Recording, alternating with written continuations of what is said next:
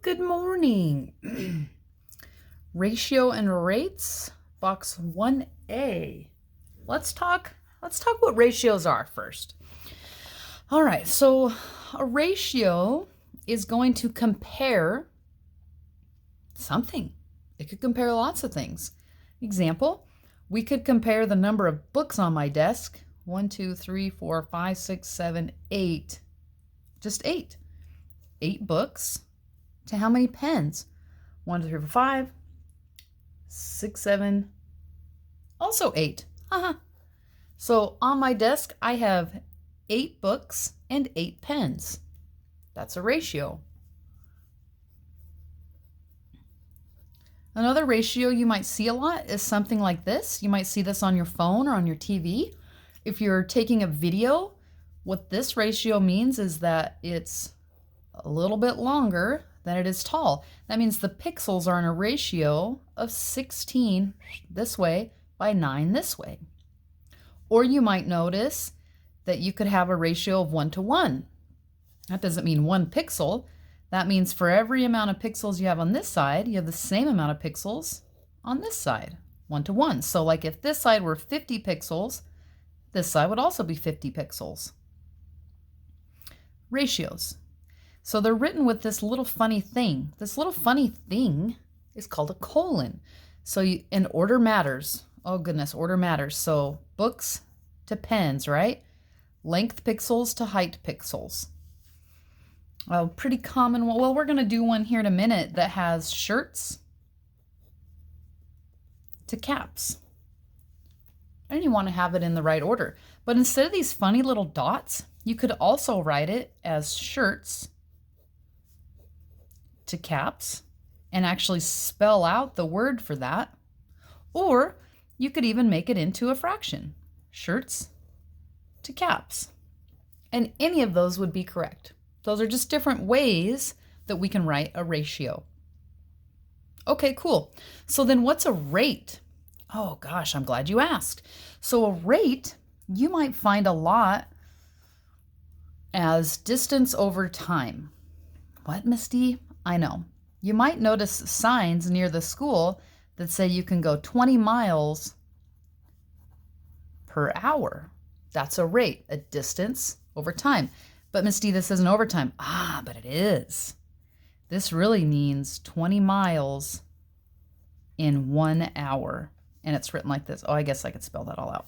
20 miles in 1 hour, which means if you were driving for 1 whole hour at 20 miles an hour, you'd make it exactly 20 miles.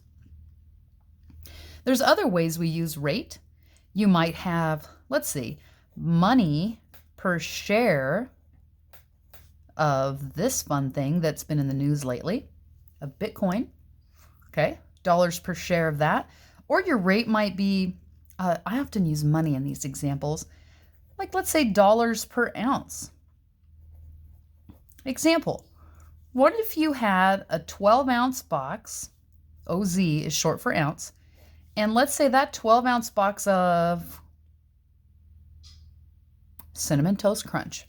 What if that 12-ounce box of Cinnamon Toast Crunch cost you $4.50? But you could buy one of those giant bags, $6, and you'd get 38 ounces. Well, which one is the better deal? Well, to figure that out, just grab our handy calculator and do $4.50 divided by 12 ounces, and we'll get a rate. The rate here is, let's round it up to the nearest penny, 38 cents per ounce is the cost for that.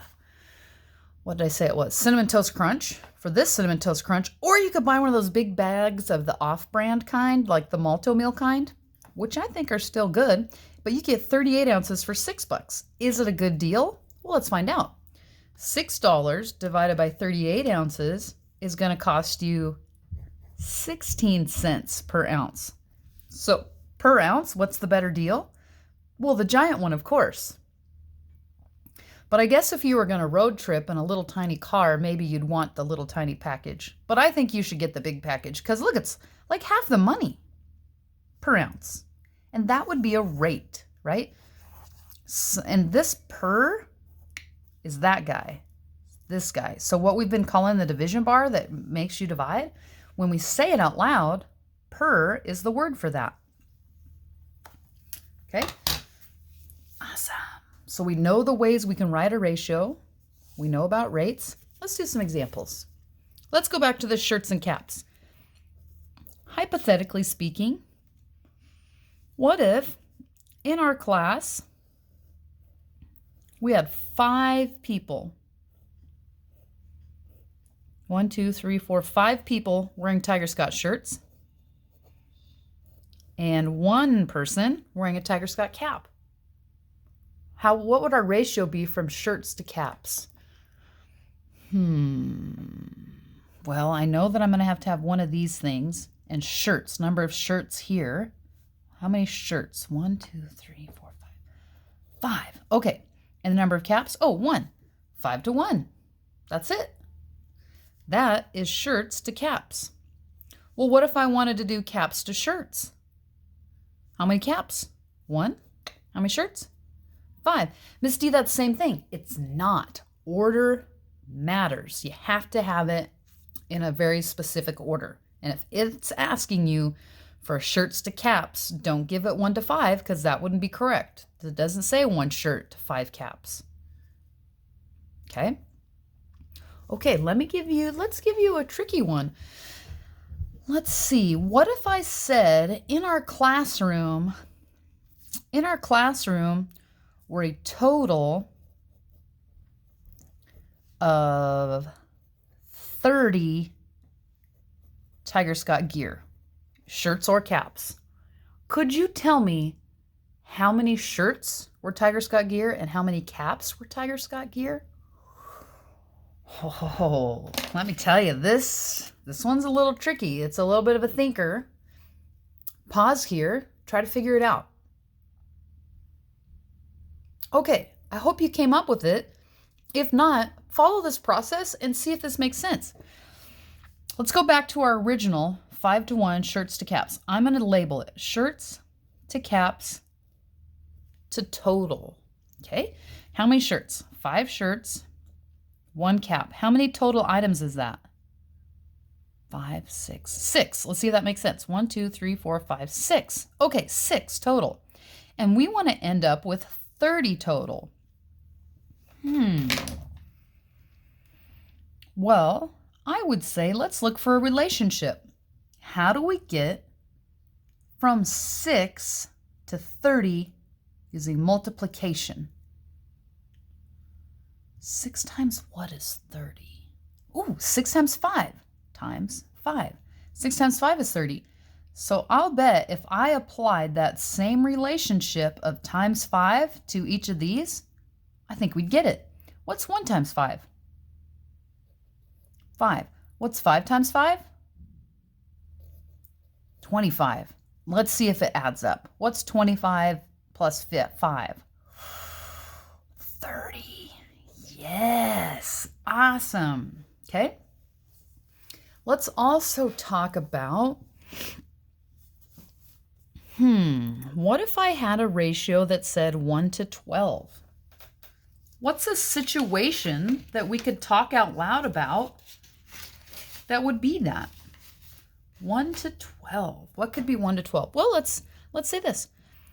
For every 1 year,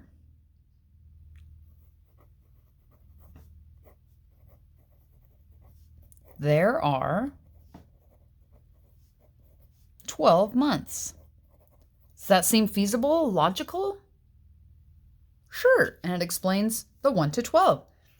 What if we said 12 to 1?